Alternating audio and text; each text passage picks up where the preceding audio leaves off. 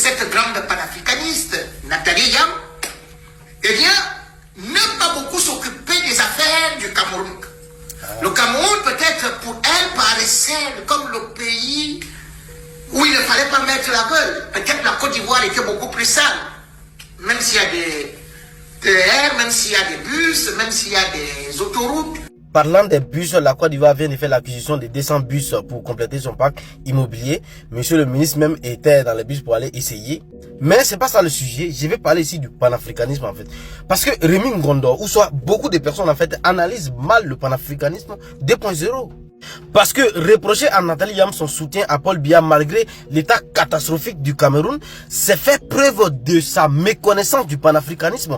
Rémy Ngondo, comme beaucoup d'analystes politiques n'ont pas compris ce que c'est que le panafricanisme 2.0. Le panafricanisme 2.0, ce n'est pas une idéologie qui prône le développement des pays africains ou qui soutient le développement des pays africains. Et pour ça, il suffit d'ouvrir Wikipédia pour connaître la définition du panafricanisme. D'abord, le panafricanisme à l'ancien jusqu'à aujourd'hui en fait n'a jamais été une idéologie qui soutient le développement des pays africains. Mais la nouvelle définition, le panafricanisme 2.0 de Wikipédia, l'idéologie qui promet l'indépendance totale des pays africains. L'ancienne définition qui était idéologie qui promet l'unité et solidarité entre Africains et Afro-descendants est reléguée à la deuxième place. Maintenant, c'est l'indépendance totale. Et quand on parle d'indépendance totale, on parle des Occidentaux.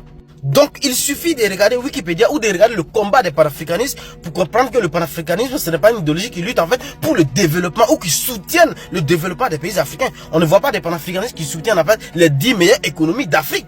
C'est pas ça le problème. Le panafricanisme aujourd'hui, c'est une idéologie en fait qui milite pour couper le cordon ombilical avec les Occidentaux et faire appel à la Russie. Voilà pourquoi Nathalie Yam elle-même dit. Quand elle avait dit que Paul Biya était un panafricaniste et qu'il l'avait refusé, il avait viré la France pour aller vers la Russie. Même si on peut dire que Paul Biya n'a pas coupé le pont avec la France, mais le panafricanisme c'est une idéologie qui promet la séparation entre l'Afrique et l'Occident.